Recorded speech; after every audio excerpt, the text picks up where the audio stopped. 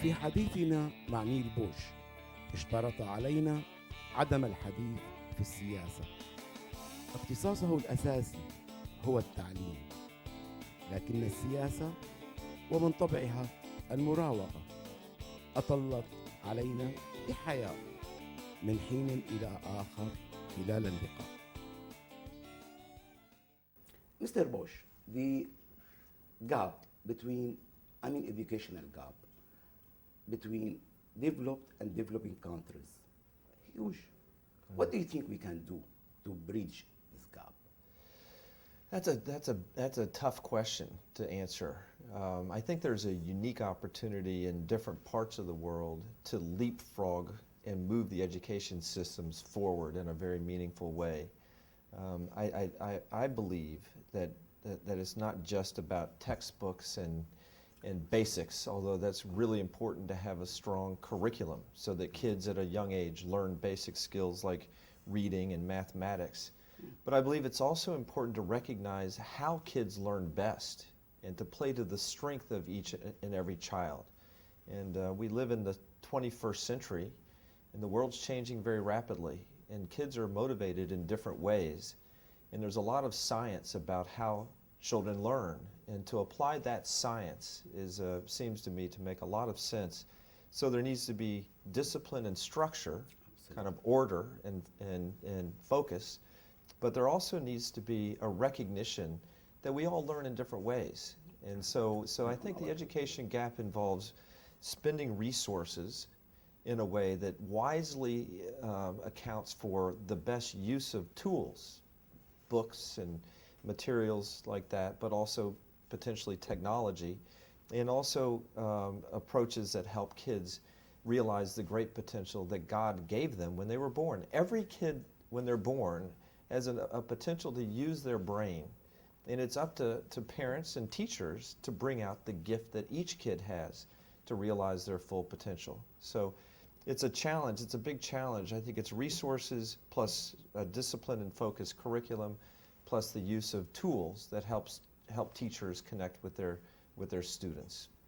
From what I heard from you, inspired me to put maybe 3 questions now.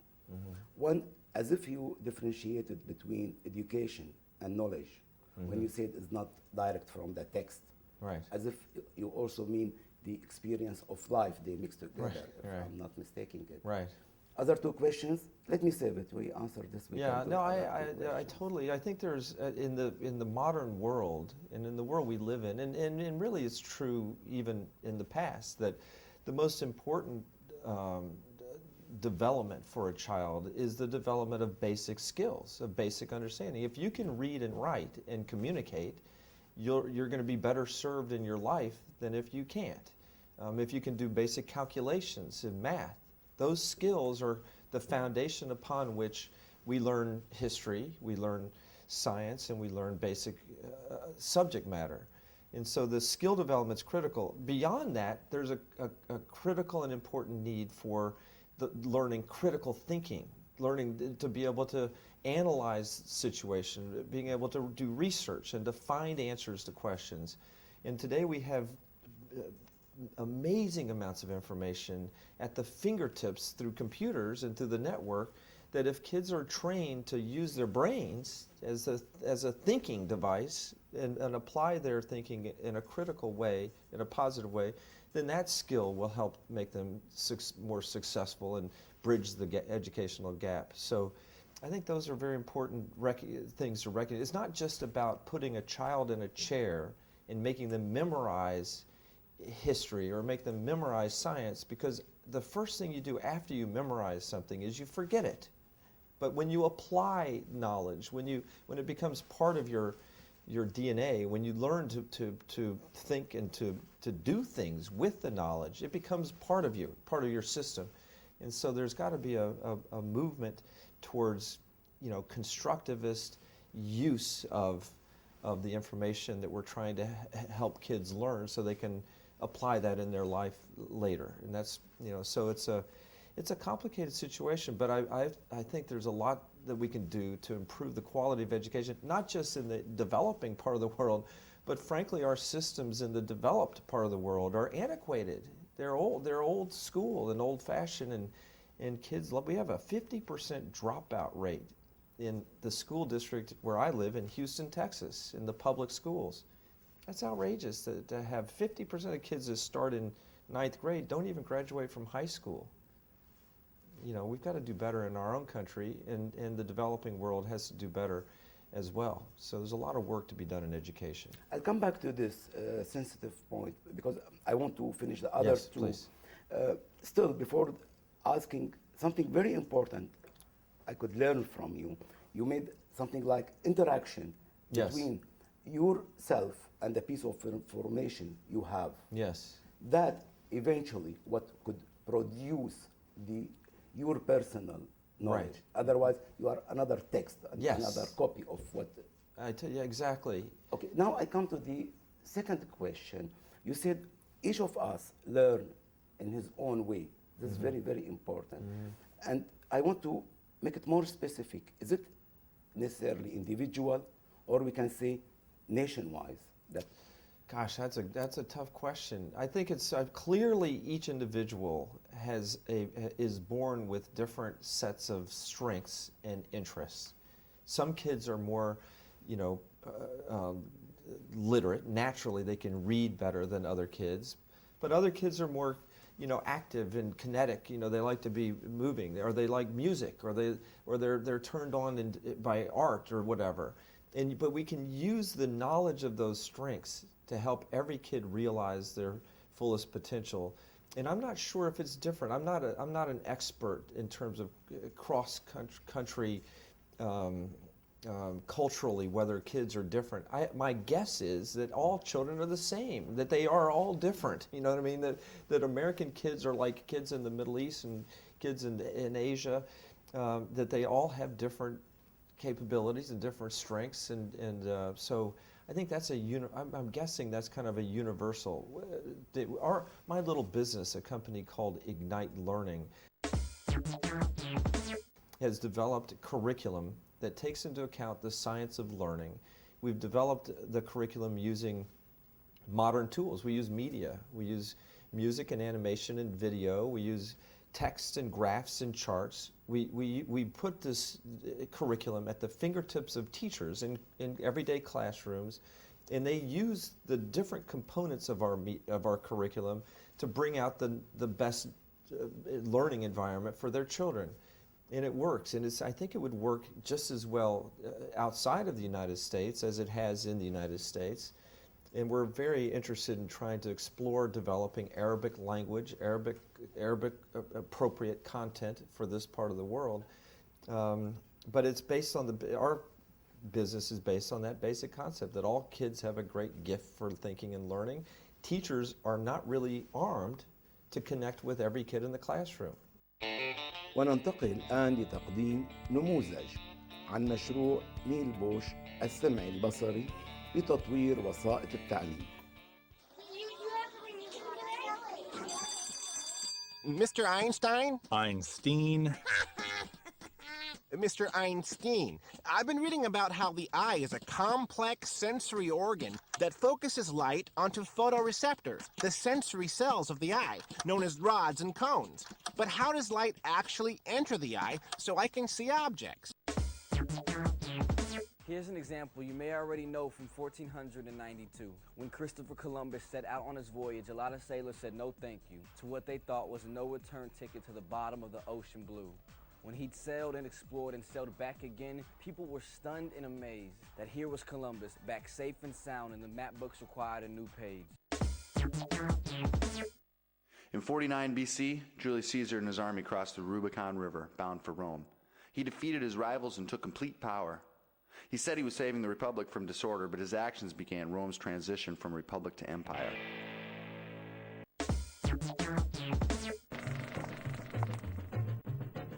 What's that in the sky? It's coming right towards us.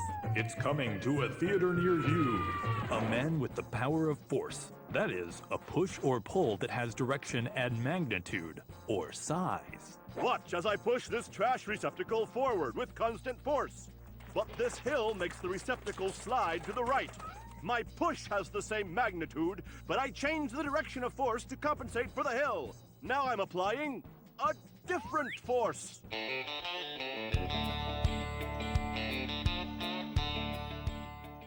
You mentioned about the brain.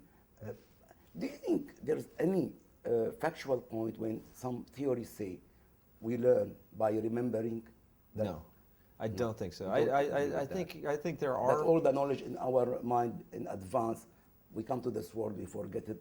We start to remember it. I think different people are born with different capabilities. You know, I could never get a PhD, for example. I'm just not designed to be academic and that kind of thing. And the people who are, I know some very smart engineers, doctors, lawyers or whatever, who have gone on with advanced degrees, and they have an amazing capability. But the brain does have an unlimited capacity for applying knowledge from your own experience. We learn from experience. Here's an interesting statistic. It's very good. Here's an interesting statistic. First graders, 6-year-old kids in the United States were tested. And we found in these serious tests that a 6-year-old kid already knows how to use 12,000 words. So when they hear the word, they understand what its meaning is. They can't describe it because they're only in first grade, but they can act upon it. And my question to you is, how could they possibly have learned the meaning of 12,000 words? It's not from memorizing anything. It's not from a textbook. It's not from a lecture. It's not from notes, because first graders don't take notes. Okay, good, but it's good. from their experience in life. They observe. When you observe, let's say you hear the word globe. Absolutely. Okay, first time you've ever heard it. When you hear that word, you hear it in a context. And if you're 6 years old, or if you're 53 years old, your brain asks the question, what does globe mean? But you look for clues. And so when the question of the globe comes up in the conversation, there's some context that word has been used in, and the brain naturally figures out what it means. And you may be wrong. You might have guessed in your head the first time, but even a 6-year-old can figure out very quickly by applying that word in the context of that sentence. In other words, learning isn't painful. Learning isn't about memorizing a bunch of stuff. I don't think learning comes as a predestined. I don't think you're preloaded at birth with knowledge. I think you learn knowledge from birth through life, and you're always learning. Everyone's always constantly learning new things. If you have an open mind, you're inevitably going to be putting more information into your mind. So, but learning is a painless process of observing and building on top of your own experience, and building on top of the knowledge, the foundation of knowledge you already have. So that's I hope that isn't oversimplifying learning, because the brain's a complex organism, but there's an unlimited capacity for learning if your mind is open and if you build on top of the knowledge you already have. You mentioned about the system of education. Yes. And if possible, we make the feature or the main differences between American, British, and French system in Yes. education. I think the French system, Yeah. for example, involves a lot of discipline, a lot of rigor, Yeah. I had a son who was going to school in France, and he was having difficulty with some of his classes, and the teachers are intolerant of kids that are behind, and so it's a very disciplined, structured system. And so but it's also kind of filled with pain for the younger kids. It's a lot of work, which is fine to have high expectations, but it's not very And tolerant. there was the punishment. And he was punished. He was stick literally up the- he was yeah. literally hit with a book on his head. No, that stick on the Yeah, hand. so that's. I remember it myself. You remember? Oh, So, but in the United States, it depends on which school you go to. If it's a public school or private school, or if it's one of the better public schools.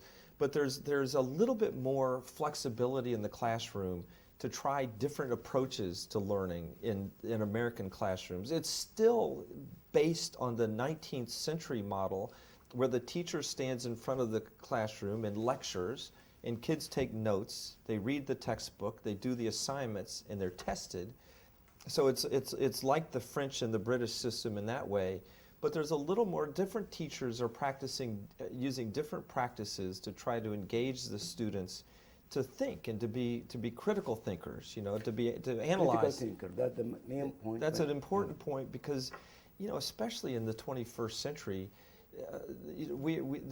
things are moving so fast, and you have to be nimble and quick and be able to do a quick analysis and make decisions and have a lot of rational thought. And it's not just about memorizing things, which a lot of the French system, from my understanding, is, kids memorize things, they test, and they quote, learn. But can they apply that knowledge? Yeah, I mean, sure, a lot of French people are doing very well, but it's a painful process where we've already established learning isn't painful. Learning is a joyful thing. Learning's something that's natural. It comes very natural in the human brain. So that's, I think, kind of the key differentiator is that the U.S. system tries to be a little more flexible in addressing the learning interests of the individual child, where the other systems around the world are a little more structured, a little more disciplined, a little more rigorous.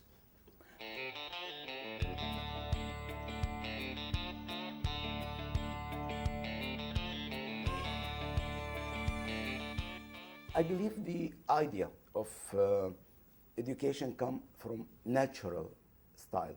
It's basically American theory. I think a lot of theorists, right, are European and American that have that belief, right? There are people like Dr. Howard Gardner from Harvard, who has written books about the theory of multiple intelligences, which describes 8 core categories of intelligence: linguistic, mathematical. Some kids are very naturally gifted with numbers, and if you could tailor the instruction around those intelligences, then you're much more likely to bring out the extraordinary gift that the child has for thinking and for learning. So a lot of the theorists are from the United States. Many are coming out of Europe and from around the world now.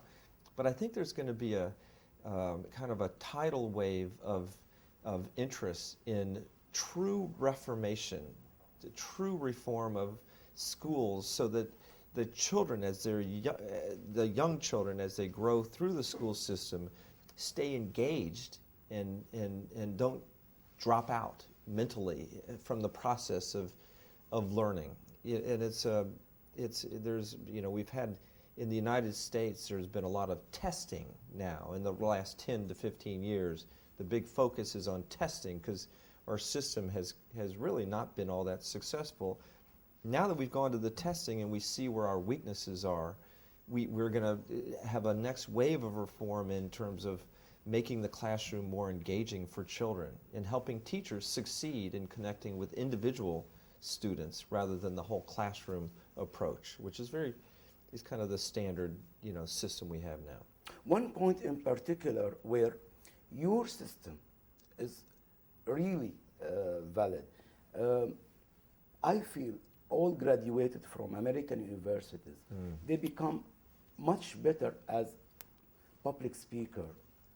They stand at the platform and they are extremely good in expressing themselves. That's interesting. Yeah, how does it come in particular? I think our university system is uniquely effective in America because it's basically based on the private market, that parents choose where their kids go, where their children choose, and the parents pay a price. So there's a choice involved. So you can select universities, and as a result, universities that are the best attract the best professors, and now we attract people from all over the world to come to our universities. So we have the best students from all over the world competing for positions.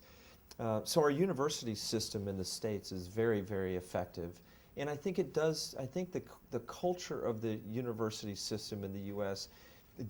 Develops a certain confidence in the children that gives them that ability to speak and to be leaders and to do well in their lives. So there's something about the U.S. system and the market forces that drive competence that has raised the level of the quality of education in our system, and it's made it kind of the beacon for all the people from around the world. I mean, literally, it's like a United Nations. If you go to Princeton, you can see people from the Middle East, from Asia, from Europe, from all over, from the States. You know, we attract the best students from all over because our system does have the ability to develop the whole student, including the ability to communicate well. Between two brackets, since you said you produce a lot of leaders, yeah, if you are planning to rule the world, you need to produce a lot of leaders to take care of all.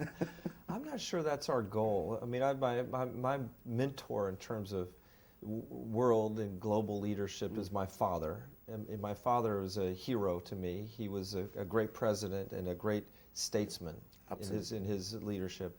And I think we're a more modest country. Through the eyes of my father, I see a more modest, benevolent leadership. You know, where we're respectful of other people and other people's cultures, and where rather than solving problems on our own, we work with the global community to find the right answers, whether it's AIDS in Africa, which my brother, the president, has worked diligently to help solve, or whether it's conflict in the Middle East. It's important to draw as many people into the process as possible and to be a catalyst for peace and for harmony.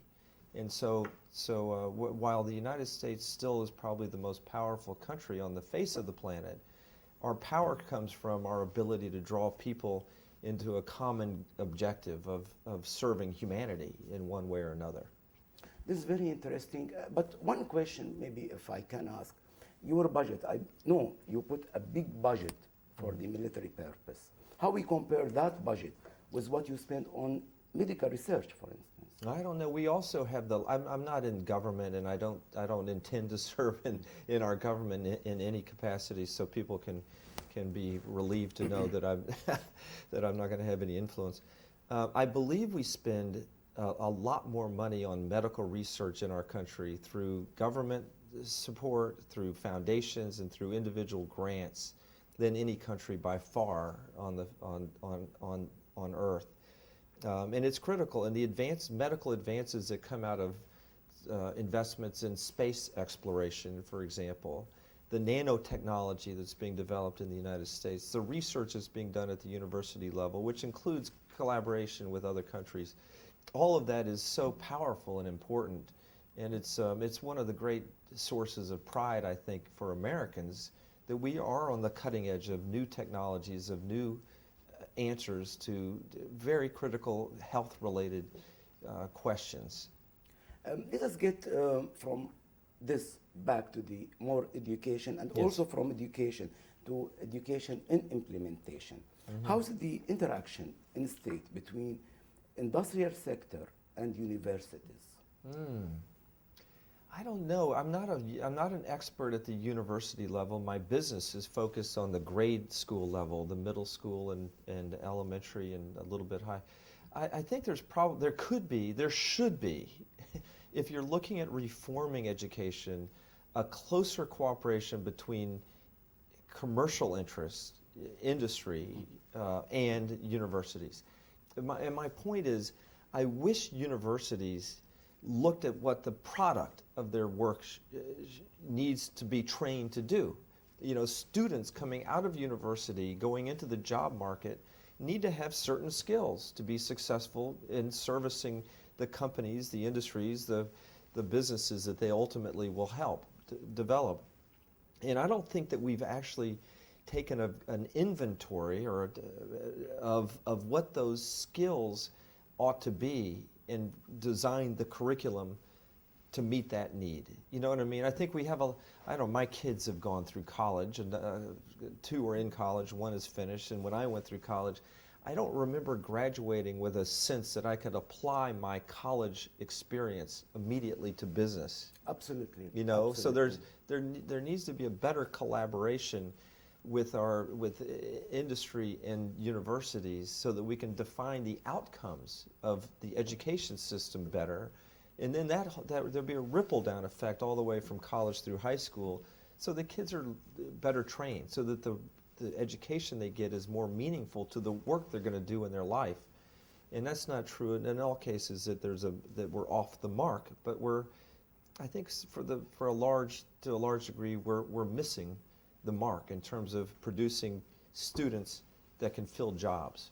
Do you think the experience of the Silicon Valley is stepping ahead in this line to bring better connection between university and product in USA? That's interesting. I'm not an expert on technology development, but I think there's been a lot of collaboration. I mean, one good example of how universities have collaborated well with industry is in fact what's happening in Silicon Valley with Stanford and other universities. Stanford and others. Oh, they produce the amazing engineers that are, whose training comes, whose training as students fits perfectly into the needs of that local industry, the high-tech industry. So there's to the extent that universities are listening to their consumers, the businesses that are out there. Stanford's a good example of a university that has produced many students that are perfectly suited for that new world. There's an interesting group called Full Sail, is the name of the company, Full Sail. And a lot of kids are very interested in technology. They're very interested in production and media production. They're very interested in gaming, which is a big industry. This group, Full Sail, offers a 2.5-year curriculum for a student to go through, and at the end they get a degree in film production or in advertising, in the use of media, and developing games. They get hands-on practical experience in their education that specifically trains them for jobs that are being filled every day by these big media companies or by the big gaming companies. And so that kind of education system is where we're moving to, in my opinion. The Stanford model, where they're producing great engineers, and the Full Sail model, where they're producing specific work-related outcomes for the students.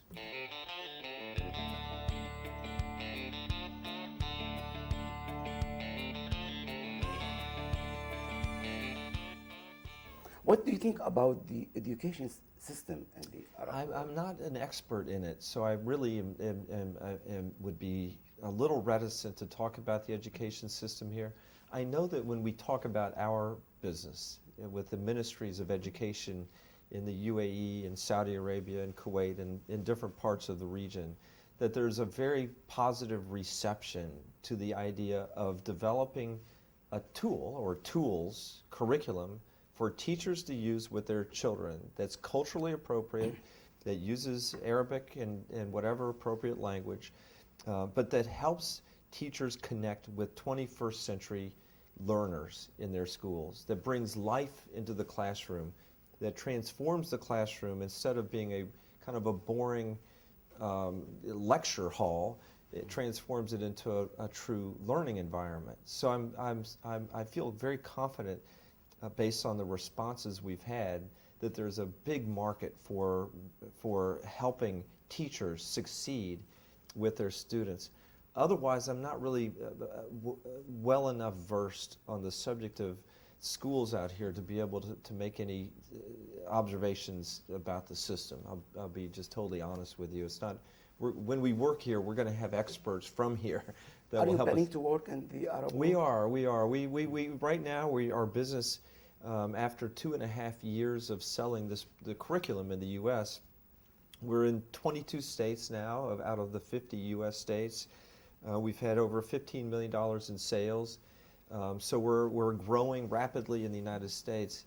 Inevitably, with our friendships that we've established in the Middle East, we're going to have a company formed here that will have Arabic, production people produce the content, and it'll be aligned. We'll work closely with the various education ministries so that the content that's produced here will be aligned to the standards that are required to be taught. So we'll have math and science, and we'll have local history and various subjects that are of importance to the local community.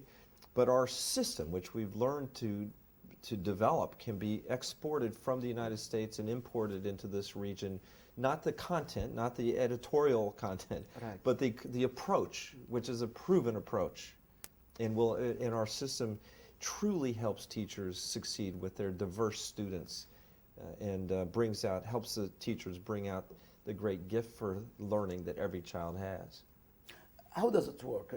Let me be more aware of it, please. We are from an American style. Yeah, the way it's applied in the I'm United ignorant, States. so you educate me now. Okay, we've developed a unique delivery mechanism of content.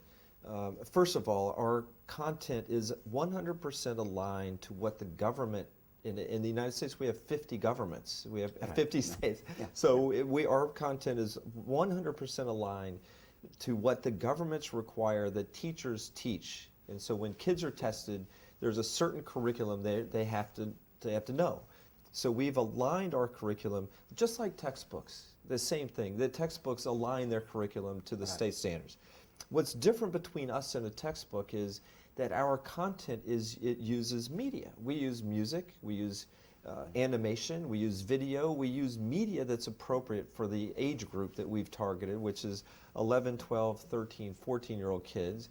And so, and we've put this content, this media-rich content, which is designed and scripted around the science of learning, into a box. The box includes a projector, speakers, and the curriculum. So you roll this device into a classroom, you plug it into the wall, you push a button, and the teacher can click the mouse, and on the screen in front of the class comes whatever they need to teach. The basic concepts of math, science, social studies are presented in ways that kids can relate to it. And so it's designed to help motivate children to learn. It's designed to be so easy that any teacher can use it without technology training. And our system, ever since we introduced this device, has grown very rapidly in the last 2.5 years, because there's a big demand for using modern approaches, modern media, modern knowledge of how the brain works in the classroom to help kids perform better on tests and really truly learn concepts. Are you planning to put this system in the whole Arab world?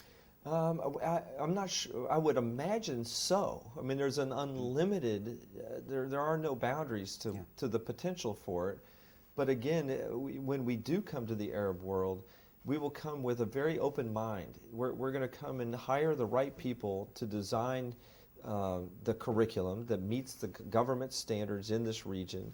We'll have production people in the region who understand Arabic language, Arabic culture, the look and feel of the various animations going to be different than the U.S. And we'll have local partners who will have knowledge of the government systems, and we'll be able to, which is very important, and we'll be able to market our program through the right channels to introduce it, to pilot test it, to verify or validate that it works. And then with success, our business will grow very rapidly throughout the region.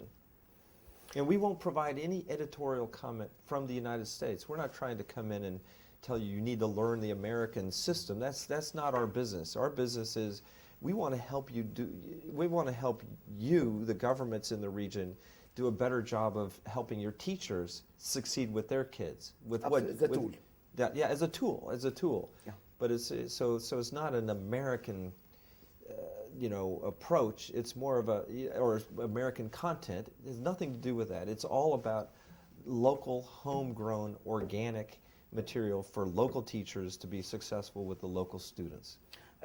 Now here we are in Dubai, and you are trying to sell your system. We are just a few miles away from Iran. Are you planning to go to Iran to sell your product? I personally can't go to Iran. I think my brother has put a restriction on trade with Iran at this stage. Yeah. When we have a local business formed and local content developed, I want our system to go everywhere. I mean, I want it to go beyond borders, because it's not we're not making a political statement with our system.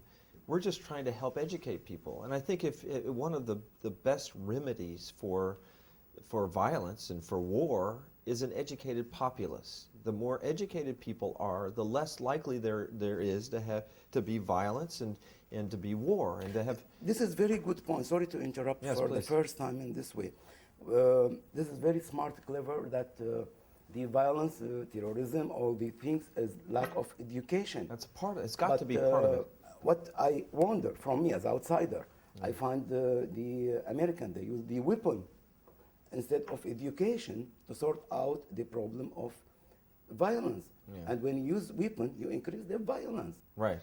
Yeah. No, I buy into the theory that the more, the better the education systems, the more educated the populace, the more likely it will be that that population will live less militaristic lives. That when people have hope, when they have opportunity, they're more likely to be constructive members of society and more likely to contribute in a civilized way. Absolutely. So I totally agree with that theory. We already talked about the French system of education, Which American system of education, which was.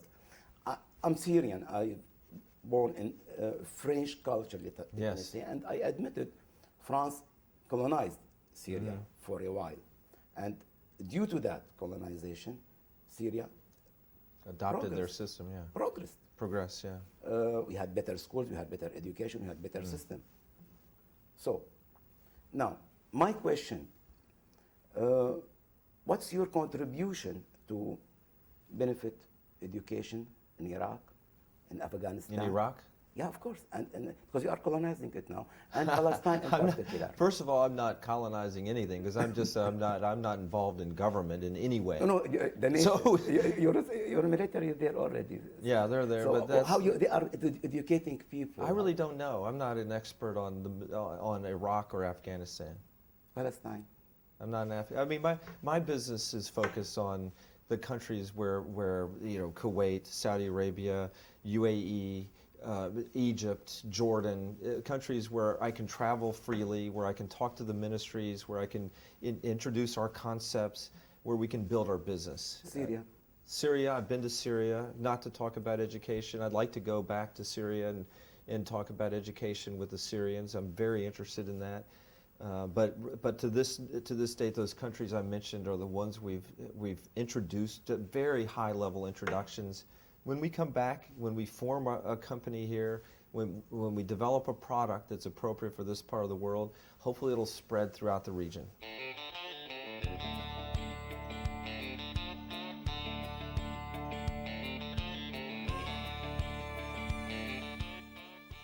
You mentioned something about mathematics in your system. Yes. Physics, history. So we have history right now, the history that we have in the U.S. is related to the standards of the United States, of the governments in the United States, so the states. So we have Texas history, which we have a very rich history in Texas. There was Absolutely, the Alamo yeah. and the Mexicans and the thing and the influence. So the kids in Texas in 8th grade, or no, 7th grade, are required to learn about Texas history. There's a different history in other states, but we have early American history, we have world cultures and world history. If we come here and the local government says we want history, then the history that will be reflected will be the local history. So I happen to be kind of interested in the history of Saudi Arabia with King Abdulaziz and the way he went around and he united the country through all the various tribes of the country. That's a rich history. It's an exciting and interesting history, and I think the use of our methodology could bring that history to life for students in a way That's that would very make it so romantic and make it so interesting. But whatever history we produce will be 100% aligned to the local government demand. Whatever their requirements are is what our company here in the region will produce. But the general opinion, I don't know if it's correct or no. Yeah. Americans, they are very good in everything except history and geography. So I don't know if that's true. That's probably true. I think it's amazing sometimes. I travel to Europe quite a bit, into Asia, and it's amazing to run into people in different parts of the world and in the Middle East where there seems to be a much greater cultural or global awareness outside of the United States. Interestingly, the United States, as you know, has been made up of immigrants from all over the world. We've had immigrants from Asia, the Middle East, from Europe come pouring in from South America for centuries, for many years. And the greatness of our country is the melding of all these people together in one nation. And yet we have the most diverse population, and yet we have the most insulated population compared to many countries. The American people are naive, frankly, when it comes to what's happening outside of the United States. We're not very knowledgeable at all, and many travel, but most don't travel. Many in Congress, for example, don't even have passports. I've never been outside of the United States. And so there's a frustration. So I think your assessment that we're not very knowledgeable of history, I think it's true in relative sense, relative to Europeans and to people in the Middle East. I think you're right. I think we have less awareness of kind of the global environment and especially world history. What's the word new mean in American dictionary? What's the word what? New. New? New, what does it mean in New? American dictionary? I think it means something. New is a base word. It's like it doesn't even need to be defined. It's like the word you can't, like it's original or different. New. Yeah, because I'm asking, Condoleezza Rice, when she came at the time of Lebanon war, everybody died, everybody exploded, and she was very happy. She was almost dancing, saying, "We are creating a new world."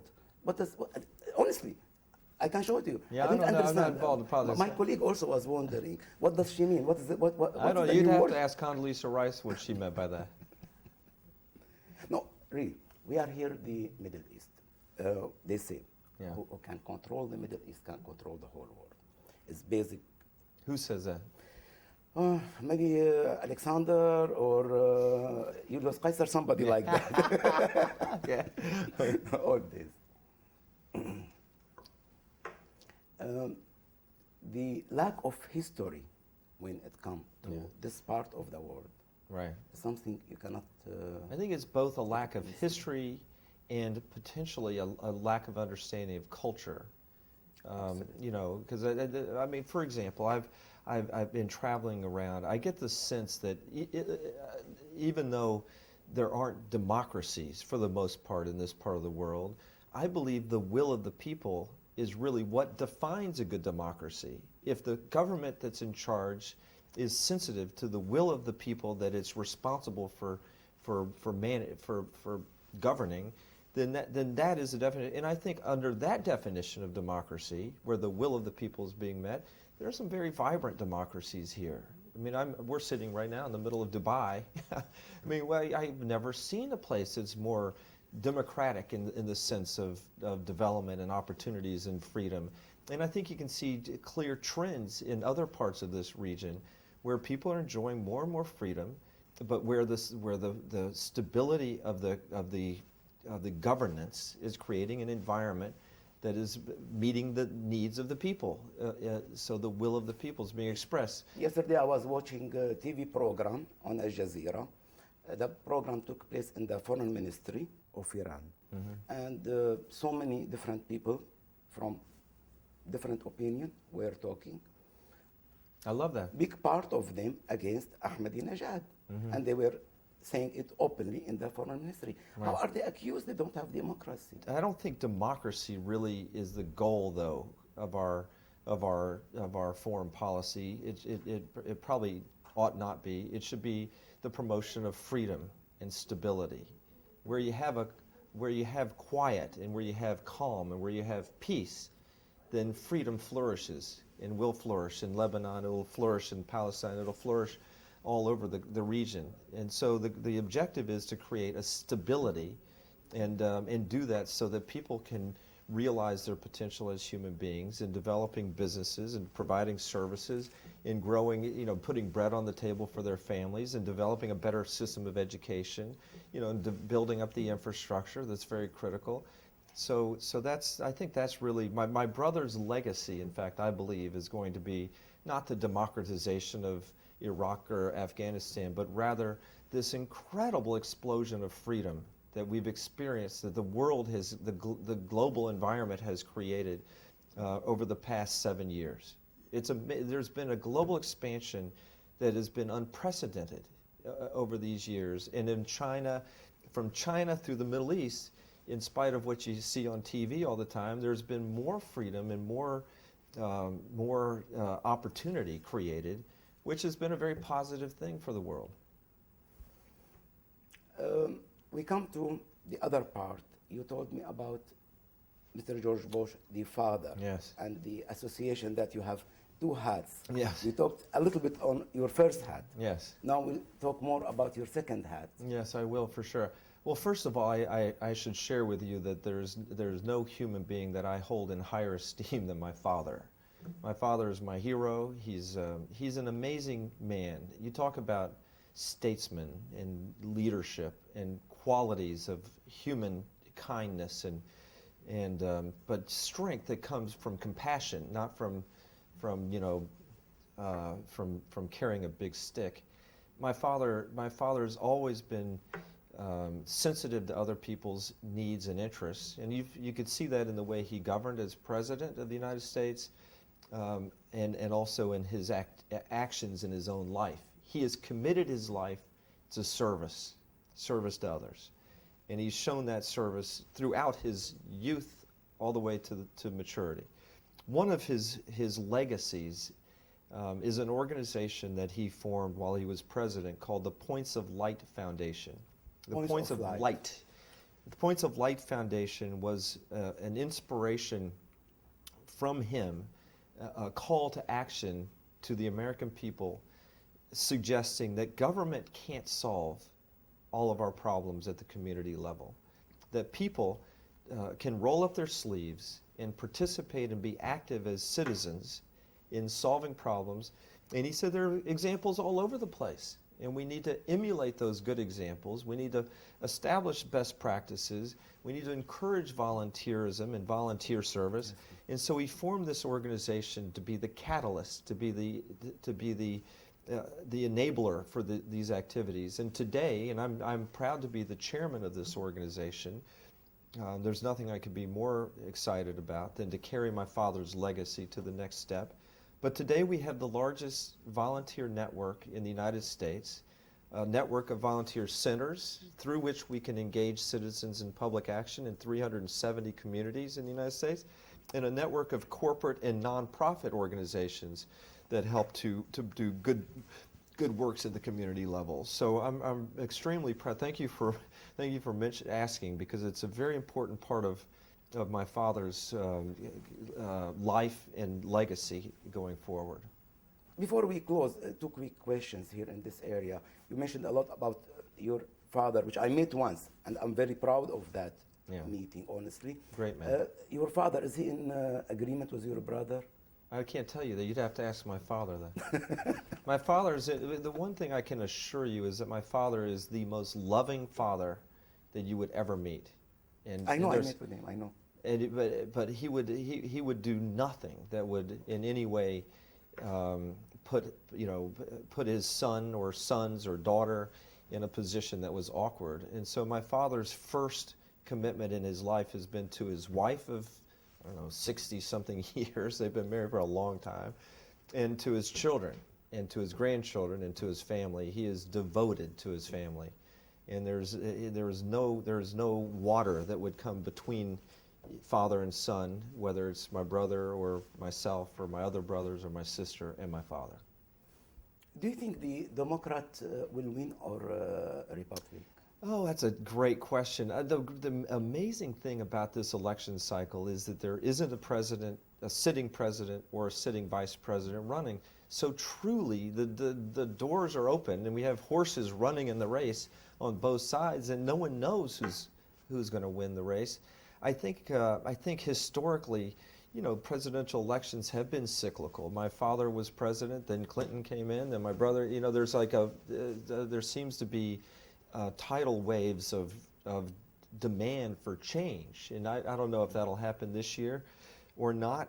I don't know. It's an exciting year though for America, because we have candidates from different races and sexes and religious affiliations, and it just shows that we have an amazing fabric in our country of personalities that come from different walks of life, any one of whom could end up being president of the United States.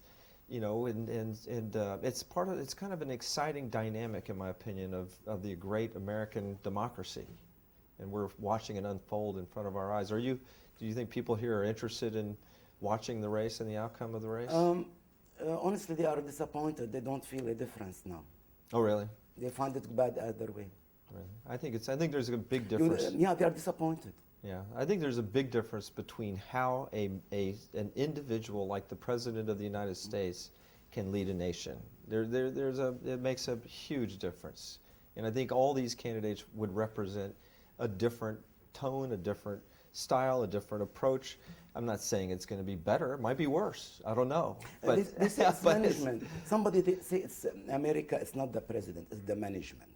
It's the administration. Sorry, the administration. Okay. They say it's not the president. It's the administration. Yeah, I think there are too many. I think that's I think that's wrong. I think the president hires the administration, picks the cabinet, chooses the personnel around him or her, and those people help shape policy. But it's the president who makes the speeches. It's the president who leads the country. And one thing I'll say to my brother's credit is he's a clear-minded leader.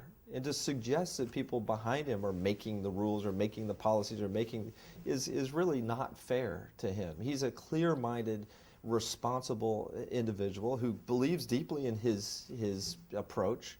And there's a lot of room for disagreement, as you can see in the political landscape, disagreement at home and disagreement abroad. But I think you have to give him credit for being focused and clear-minded about his approach. And I think the president is what drives policy, not the administration. It's a little kind of inappropriate, I think, to suggest that the president is just a puppet of somebody else's. Not that you're suggesting that, but others might. No, it's said, and there's some many American films about that point in particular, showing it's not the president. So it's not from me, it's from Hollywood. Yeah, from Hollywood? Yeah. Okay. Well, Hollywood needs to be changed anyway.